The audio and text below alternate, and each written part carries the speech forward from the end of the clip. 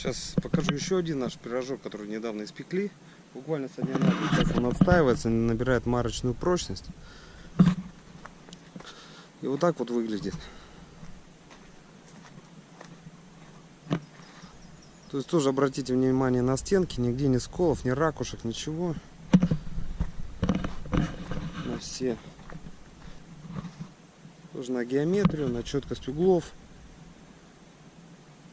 В целом тут горизонт тоже идеален, диагонали идеальные.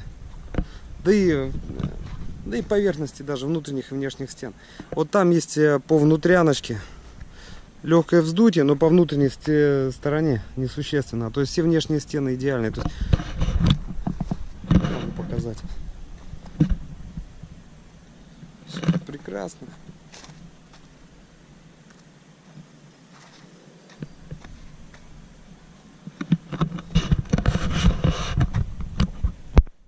Вот здесь легкое вздутие только по внутрянке, но это несущественно. Наружка у меня идеальная. То есть все остальные стороны тоже прекрасны. Стены прекрасны. Стенки. Без ракушек, без сколов. Все ровно. Как наружные, так и внутренние. Можете тоже посмотреть. Продухи тоже везде вот стоят. Все работает.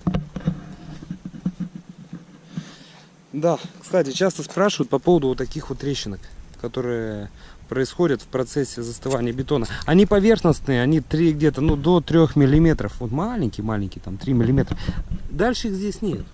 То есть нигде их здесь нет, они только здесь на поверхности. С чем это связано?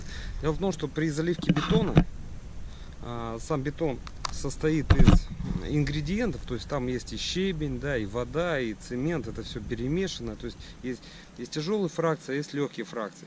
Вот так вот, когда бетон застывает, тут образуется корочка, то есть верхняя корочка, но внутри происходят осадочные всякие процессы, то есть тяжелые фракции осаживаются, а легкие наоборот поднимаются.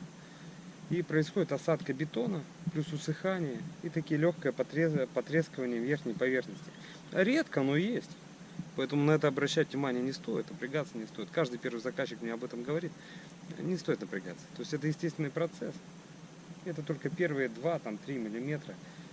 Ну и то редко по поверхности. Так что вот.